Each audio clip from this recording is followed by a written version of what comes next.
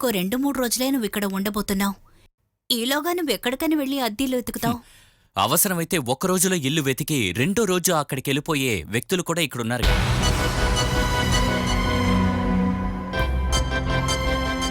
ఆ సమయంలో మన ఇల్లు ఎలా ఉండేదో నీకు చెప్పిన అర్థం కాదు హరి. ఆ రోజు అక్కడి నుంచి రావడం మంచిదే అయింది. లేదంటే వేణు చోట్లో నేనే జైల్లో ఉండేదానిప్పుడు. ఇక దాని గురించి నువ్వేం మాట్లాడుకో. లేదంటే జరిగిందేంటో తెలియకుండా తప్పు చెప్పకూడదుగా. అనుభవించింది మనమేగా. జరిగింది జరిగిపోయింది. ఇక దీని గురించి ఏం చేయాలో ఆలోచించు హరి. బాల ఇంకా బిడ్డ ఉండడానికి ఒక ఇల్లు వెతికి తీరాలి. ఏదైనా అవసరమైతే టక్కుమని ఇక్కడి నుంచి వెళ్లే దూరంలో ఆ ఇల్లుండాలి. ఈ చుట్టుపక్కల తక్కువ అద్దెకి ఇల్లు దొరకదురా. లేదా ఎవరైనా ఫారెన్లో ఉండి ఇక్కడ ఖాళీ హౌసెస్ దొరకచ్చు. కానీ ఇంటిని బాగా చూసుకునే వాళ్ళకే అద్దెకిస్తారు. అయితే మంచి ఇల్లు దొరికేంత వరకు బాల ఇంకా బిడ్డ ఇద్దరు ఉండడానికి రూమ్ రెడీ చేయాలి. అద్దెకి ఇల్లు చూస్తే బాల ఇక్కడి నుంచి వెళ్ళిపోతానని చెప్పిందిగా. అలాంటప్పుడు తను ఇక్కడ ఉండడానికి వీల్లేదు. తను ఇలా కార్ పార్కింగ్ లో ఉండడం నాకు ఇష్టం లేదు.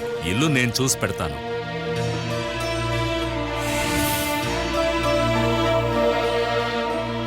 కానీ అడ్వాన్సు అద్దె నువ్వే చూసుకోవాలి. ఇప్పుడు రియల్ ఎస్టేట్ కోసం స్థలం అమ్మాలనుకుంటున్నారని నేను విన్నాను. స్థలం అమ్మితే డబ్బులొస్తాయిగా. అది నా చిల్లర ఖర్చులకే సరిపోతుంది. ఓ, కారు కొనడానికి వాడతారన్నమాట. గల్ఫ్లో ఉద్యోగం చేస్తున్నప్పుడు ఇక్కడ కారు ఉండాలిగా. ఇప్పుడు ఇనీషియల్ పేమెంట్ 30,000 ఉంటే కారు ఇచ్చేస్తారు. నేను ఆరోగ్యంగా నా పనులు నేను చేసుకునేంత వరకు ఇన్స్టాల్మెంట్లు నేనే కడతాను. కానీ బాల విషయంలో మాత్రం తన ఖర్చులు నువ్వే చూసుకోవాలి. ఈ ఇంటి బాధ్యత మొత్తం నా నెత్తి మీద పెట్టారు కదా. ఇక ఈ విషయంలో మార్పొద్దు. మీరు ఇల్లు వెతకండి.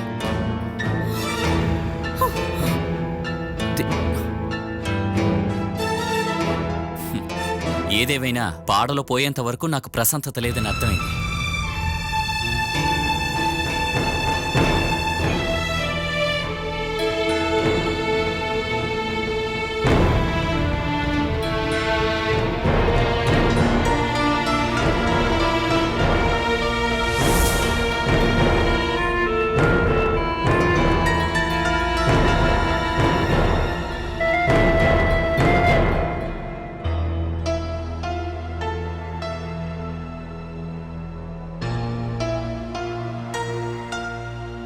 దివ్య, మీరు చేసిన తప్పు వల్లే ఈ రోజు బాలి పరిస్థితికి వచ్చేసిందా? అబ్బా, ఎందుకే అరుస్తున్నావు? అంతా నువ్వే చూసుకుంటావు, పర్వాలేదని వదిలేను. తానుండడానికి ఇల్లు చూసిస్తాను, అద్దె నేను కడతానని ఎందుకు మీరన్నారు? నేను తప్ప ఇంకెవ్వరు లేరు కదే. ఎవరూ లేకపోతే చెయ్యక్కర్లేదు. నీకు మాత్రమే బాధ్యత ఉందా చెప్పు? అమ్మా నాన్నలు ప్రాణాలతోనే కదున్నారు. ఏం కావాలో వాళ్ళు చేయనివ్వండి. చూడు, ఇలా గట్టి గట్టిగా అరవడం వల్ల లాభం లేదు.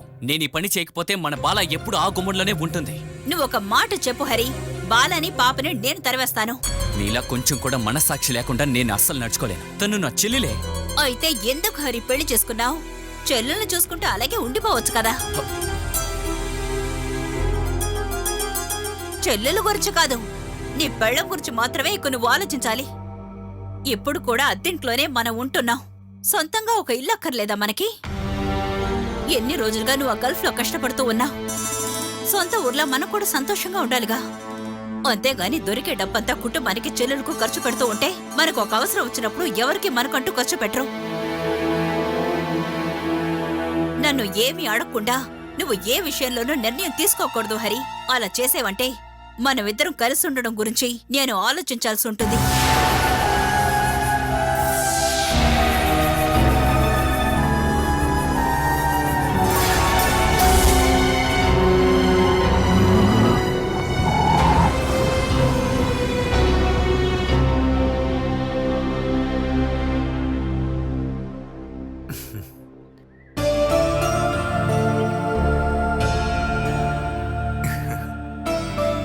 ఎలా ఉంది?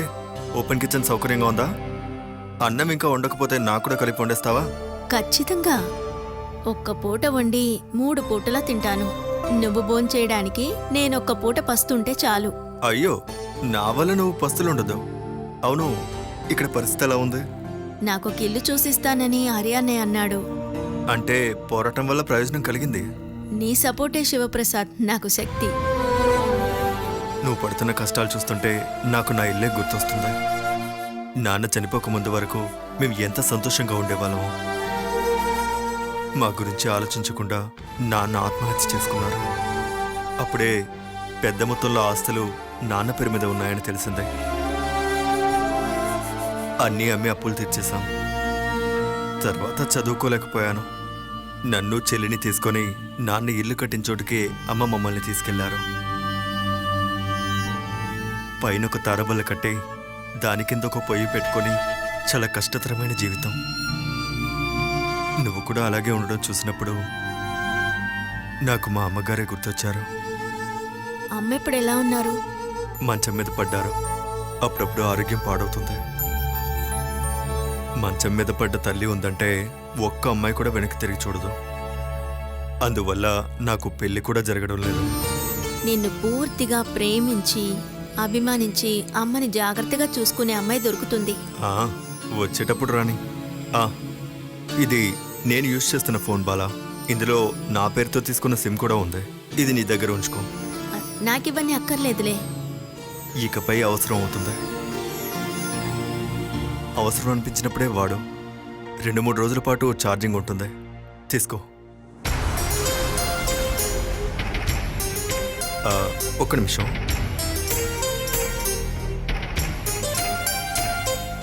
ఇదిగో దీని ఛార్జర్. ఇప్పుడు ఫుల్ ఛార్జ్లోనే ఉందిలే. నేను 2 రోజుల పాటు స్టాండ్లో ఉండకపోవచ్చు. ఇంటి పని జరుగుతుంది. డబ్బుకు తగ్గట్టే మెల్లమెల్లగా పని జరుగుతుంది. నేనిక్కడి నుంచి వెళ్ళిపోయానంటే నాకు ఫోన్ చేస్తే చాలు. ఈ ఫోన్లో ఇప్పుడు నా నెంబర్ ఒకటే ఉంది. అది చాలులే. ఇక్కడి నుంచి బయలుదేరేటప్పుడు నాకు కాల్ చేయి. కొత్తింట్లో కూడా నేనే తీసుకువెళ్ళి దింపుతాను. తప్పకుండా. ఆహా, బాగా నిద్రపోతున్నట్టుంది. ఇప్పుడు లేస్తుంది. ఒక బిడ్డని పెంచడానికి చాలా కష్టపడాలి కదా. ఒకటి కాదు, కడుపులో ఇంకో బిడ్డ కూడా ఉంది. నన్ను ఇంకాస్త ఇబ్బంది పెట్టాలని దేవుడిచ్చిన బహుమతి. నాకిప్పుడు భయమేమి లేదు. జీవించాలి, ఆ ఒక్క ఆశే ఉంది. నువ్వు సంతోషంగా జీవించడానికి నీ ధైర్యం సరిపోతుంది బాలా.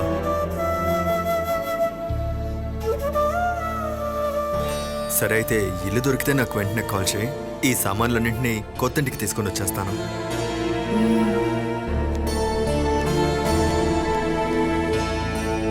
అత్తయ్య, ఆ ఆటో వాడు మళ్ళీ తిరిగి వచ్చాడు. చెల్లెల్ని సురక్షితంగా ఒక చోట పెట్టాలని హరి పరిగెడుతున్నాడు.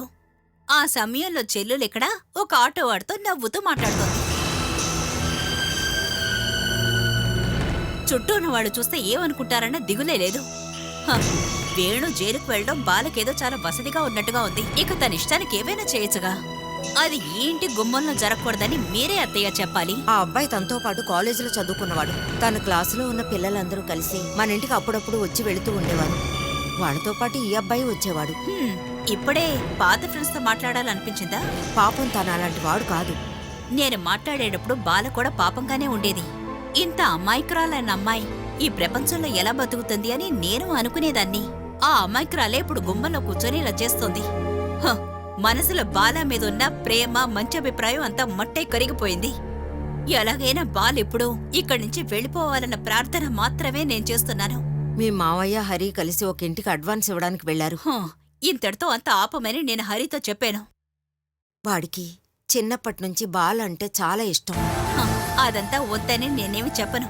కాని పెళ్ళైన తర్వాత భార్య కంటే ముఖ్యత్వం ఇంకొకళ్ళకి భర్త ఇచ్చాడు అంటే అది అంగీకరించడానికి కష్టంగానే ఉంటుంది. ఈ విషయంలో నేను కాస్త సెల్ఫిష్నే. సొంత కుటుంబాన్ని చూసుకోకుండా మిగతా వాళ్ళని సరిదిద్దడం ఎందుకు అంటాను. బాల పెళ్లి కోసం దాచిన డబ్బులోంచి కొంత డబ్బు తీసి హరిని గల్ఫ్కు పంపించాం.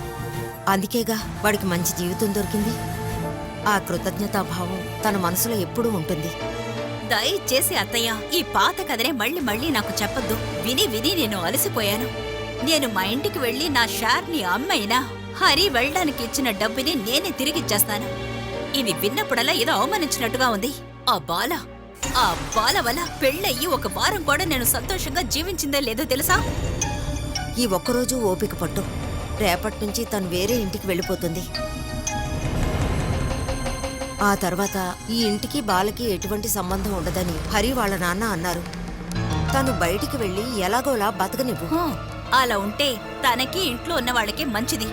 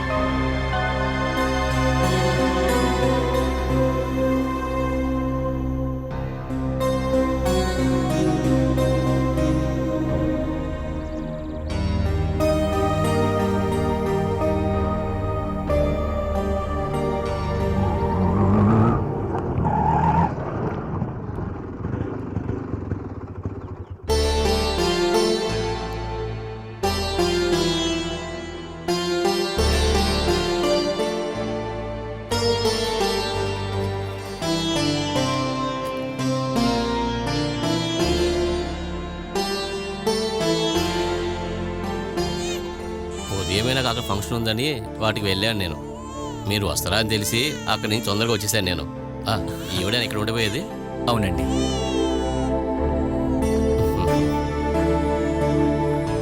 నేను సురేందర్, హౌస్ ఓనర్ని. ఇదిగోండి ఇంటి తాళాలు. సంతోషంగా తీసుకెళ్ళి ఇల్లు ఓపెన్ చేయండి.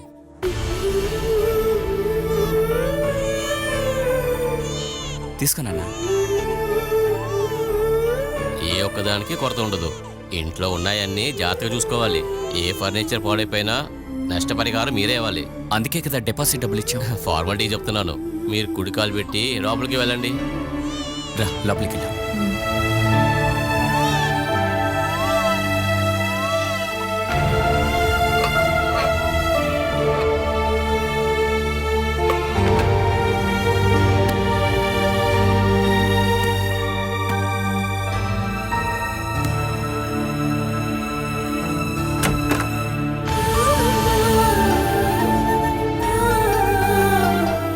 గ్యాస్ కనెక్షన్, స్టవ్ మాత్రమే లేదు, మిగతా అన్ని సౌకర్యాలు ఉన్నాయి. మొన్న నేను వచ్చినప్పుడే చూశాను సార్.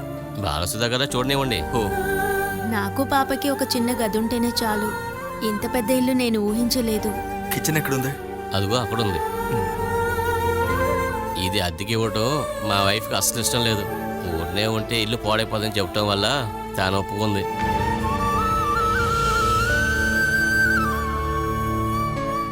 ఇల్లు పెద్దగా ఉందని నేనే అద్దె ఎక్కడట్లేదు. ఆ విషయం నాన్న మాట్లాడే ఉంటారు. అవును, మీ నాన్నగారు చెప్పిన విషయాల్లో ఏ మార్పు లేదు. నా భార్యకి భక్తి ఎక్కువ. గుడి పక్కనే ఇల్లు ఉండాలని అడిగింది కాబట్టి శ్రీకృష్ణుడి దేవాలయం పక్కన ఇల్లు తీసుకొని మేము అక్కడికి వెళ్ళిపోయాం. నా పని పూర్తయింది. మీకేమైనా అవసరం అయితే ఈయనతో చెప్తే చాలు. శివప్రసాద్ పనిచేయడానికి రాలేదు. అలాగా? అయితే మీ బంధువులా? మీరు ముందే చెప్పుండాల్సింది. అనయ్య ఓసారి రండి.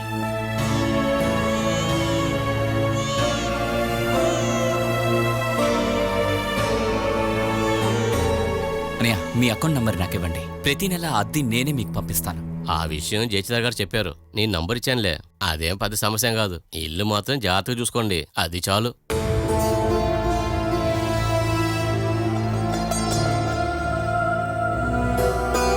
మా పెద్ద అబ్బాయి ఇప్పుడు 9th క్లాస్కి వచ్చాడు. వాడు చదువుకొని ఉద్యోగంలోకి వెళ్ళాక వాడికి పెళ్లి చేసి వాడిని ఇంట్లోకి తీసుకొచ్చి పెడతాను. అప్పటి వరకు బాలసుధ ఇక్కడే ఉండొచ్చు.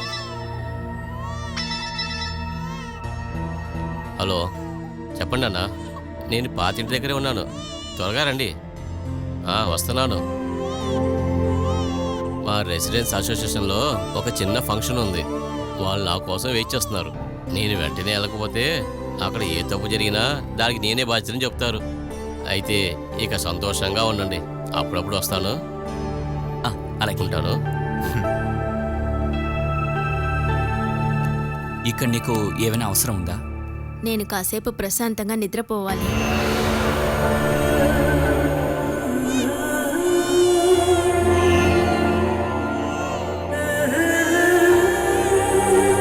ఇదిగో ఈ డబ్బులు తీసుకో. నువ్వు రాకుండా ఉండుంటే నేను ఇంకా ఆ కార్ షెడ్లోనే పడి ఉండేదాన్ని. లేకపోతే అక్కడ ఉన్నందుకు నా మీద పోలీస్ కంప్లైంట్ ఇచ్చేవాళ్ళు. నువ్వే అన్నయ్య నన్ను కాపాడావు. నీ గురించి ఎప్పుడు నేను ఆలోచిస్తూనే ఉంటాను. నాకు తెలుసు, నువ్వు దివ్య చెప్పినట్టు వినాల్సిన పరిస్థితిలో ఉన్నావు. కనీసం నీకనే అర్థమవుతుందిగా. ముందే తీసుకో. సాయం కరుణో కాదు నాన్న. నువ్వు ఎప్పుడు అంటుంటావే, నీ పెళ్లి కోసం బ్యాంకులో దాచిన డబ్బుని తీసుకుని నేను గల్ఫ్కి వెళ్ళాను అని. నాకు జీవితం దొరికిందని. అది నిజం నాన్న. ఇప్పుడు నేను తీసుకుంటున్న జీతంలో నీకు ఒక భాగం ఉంది. అందుకే ఇస్తున్నాను. నీ రుణాన్ని నేను ఇలాగే తీర్చుకోగలను. మొదటిసారి నీ నుంచి ఈ డబ్బు మీద నాకు హక్కు ఉంది అని అనిపించింది. ఇప్పుడు నువ్వు నాకు ఇచ్చింది పాత లెక్క కాదు, నేను కొత్త జీవితం మొదలు పెట్టడానికి ఇచ్చిన డబ్బు.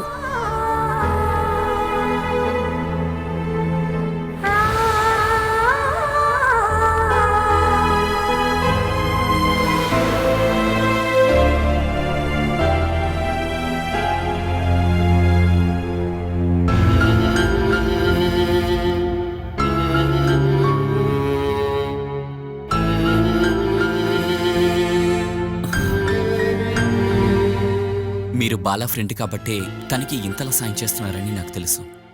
అది మాత్రమే కాదు హరి, జీవితంలో ఎన్నో అడ్డంకులున్నా వాటన్నిటిని అధిగమించుకొని వచ్చిన ఒక అమ్మాయిని తన మీద నాకు ఎప్పుడు గౌరవం ఉంటుంది. నేనిక్కడ ఉన్నంత వరకు తన విషయంలో నాకు ఎలాంటి దిగులు లేదు. 2 రోజుల తర్వాత నేను ఇక్కడి నుంచి వెళ్ళిపోతాను. తర్వాత తను పాప ఇక్కడ ఒంటరిగా ఉంటారు. మా ఇంట్లో వాళ్ళకి బాలాకి మధ్య ఉన్న గొడవ గురించి మీకు తెలిసి ఉంటుంది. ఏదేమైనా గానీ ఇలాంటి పరిస్థితుల్లోనే కదా హరి కుటుంబ సభ్యులు తోడుగా ఉండాలి. రక్త సంబంధం అన్నాక కష్టాల్లో ఉన్నప్పుడు చేయందించాలి కదా. మీరేమనుకుంటున్నారో నాకు అర్థమైంది. పరాయి వ్యక్తిగా బయట నుంచి చూస్తే ఇలాగే అనిపిస్తుంది. పెళ్లి చేసి పంపించిన అమ్మాయి ఇంటికొస్తే ఏ తల్లిదండ్రులైనా బాధపడతారు. వాళ్ళ పరిస్థితి కూడా అంతే. చెల్లెలికి నా భర్త ఎక్కువగా ప్రేమ చూపిస్తున్నాడు, సాయం చేస్తున్నాడన్న బాధ నా పిల్లానికి ఎప్పుడూ ఉంది. తన పెళ్లి జీవితం ఇలా అయిపోయినందుకు అందుకు కారణం తల్లిదండ్రులు ఇంకా తన సోదరుడు అలాని ఆ బాధ్యత వీళ్ళే తీసుకోవాలని బాల అనుకుంటోంది. ప్రస్తుతం అన్నిటికీ పరిష్కారం వెతకలేము. బాలాని ఇప్పుడు వేరే ఇంట్లో పెట్టాలని అనుకునే నేను ఇక్కడికి తీసుకొచ్చాను. మా తల్లిదండ్రులు తరచూ తనని కలవడానికి వస్తుంటారు. అయినా ఉన్నట్టుండి ఏదైనా అవసరమైతే మీరు పెద్ద మనసుతో సాయం చేసి పెట్టాలి. ఆ మాట నువ్వు చెప్పకపోయినా బాలకి నేను సాయం చేస్తాను.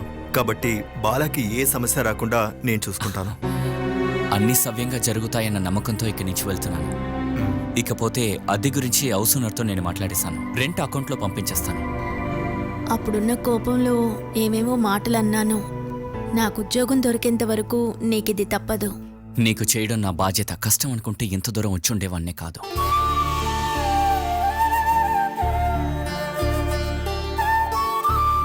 నాతో నీకు మాట్లాడాలనిపిస్తే కాంటాక్ట్ నెంబర్ ఇంట్లో ఉంది. అక్కడికొచ్చి నాకు ఫోన్ చేయి.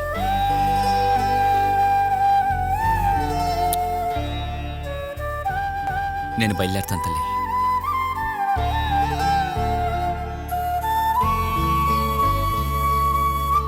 మీరేమనుకోకపోతే నన్ను ఇంట్లో డ్రాప్ చేస్తారా? నేను రెడీగానే ఉన్నాను. ఈసారి వచ్చినప్పుడు దివ్యాని సౌదీకి తీసుకెళ్తాను. నువ్వు కూడా ఏదైనా ఉద్యోగం వెతుకున్నానా? అయితే ఈసారి వచ్చినప్పుడు కలుస్తాను.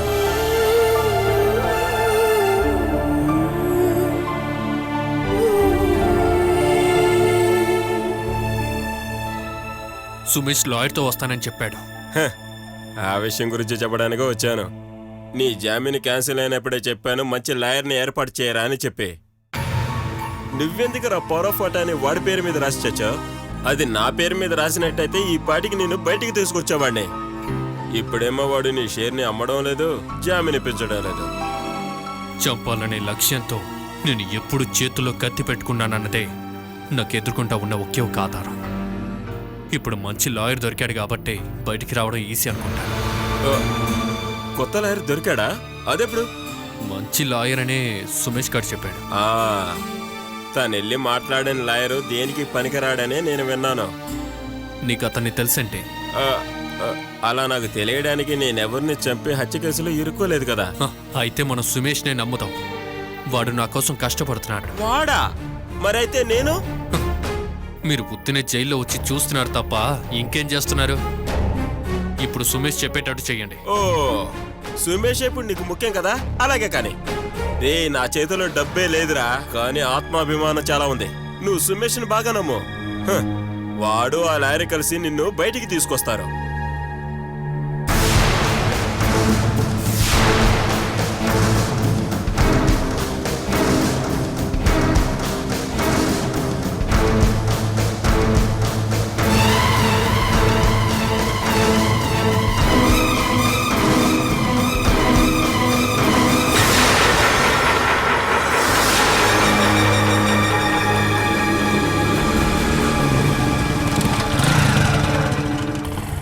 బైక్ ఆఫ్ చేయకు.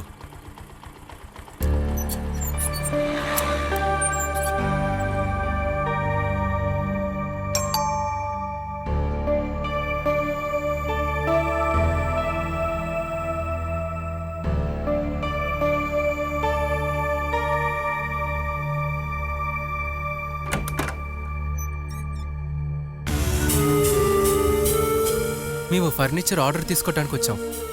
ఇప్పుడు ఫర్నిచర్ ఏం అవసరం లేదు. కొత్త మోడల్స్ చైర్స్ అన్నీ వచ్చాయి. మీరు అడ్వాన్స్ ఇస్తే చాలు 2 ఇయర్స్లో మెల్లిగా కట్టుకోవచ్చు. ప్రస్తుతానికి అవసరం లేదు. మీరు అన్నని పిలవండి, నేను మాట్లాడుకుంటాను. మీకు ఇది చాలా లాభంగా ఉంటుందిగా. పిల్లలు చదువుకోవటానికి టేబుల్స్ కూడా ఉన్నాయి. దీని ప్రైస్ కూడా తక్కువే. అన్నని పిలవండి. ఆయన లేరు, మీరు బయలుదేరండి. అక్క, ఆ ఇంట్లో మనుషులు ఉంటారా? ఏ ఇంట్లో? అయ్యో రేయ్, ఆగరా.